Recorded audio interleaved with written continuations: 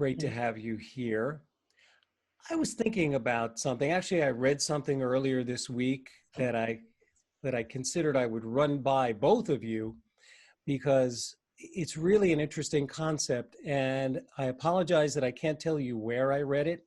I think I was just perusing some social media platform, but it's informative, very informative. And the headline that caught my eye is that we've been taught in school that we actually have five senses, and those are usually referred to as your sight, your hearing, your taste, your smell, and your touch. Well, those are physical senses, but this article said that there are actually 21 different senses that we have, and I thought that was really interesting. And the one that hit me for obvious reasons, which is why it correlates to today, is that we all have a sense of balance.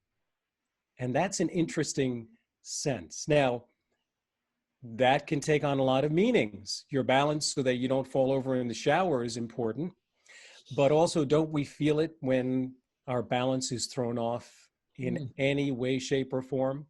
What's your experience with that, Joanne? Well, first of all, I love that. And my mind immediately went to umami as I was listening to you and thinking about how there are these very nuanced and profound senses that for people certainly in the West, we're just becoming more open to and aware of. Of course, they existed all this time.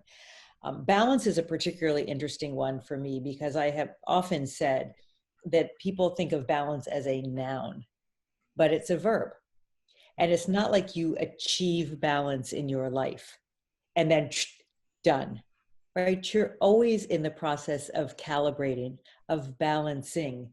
And so I don't even love the term work-life balance. I mean, I get it, it's accessible, but I go back to that word integration because I feel like when we are integrated, we are in a stable and balancing posture.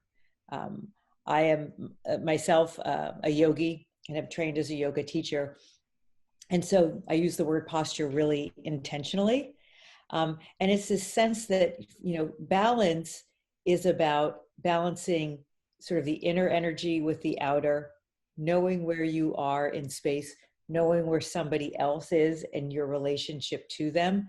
And so I think it has very profound meanings for how we relate to ourselves, to the people right in front of us, to the work, to the world. How are we in balance with nature? How are we balancing our time, our energy? So I think I could go on and on. I think it's an incredibly rich concept. And I'm really eager to hear what the other, 21 minus 7 minus 1, right? What are those other 13 elements? I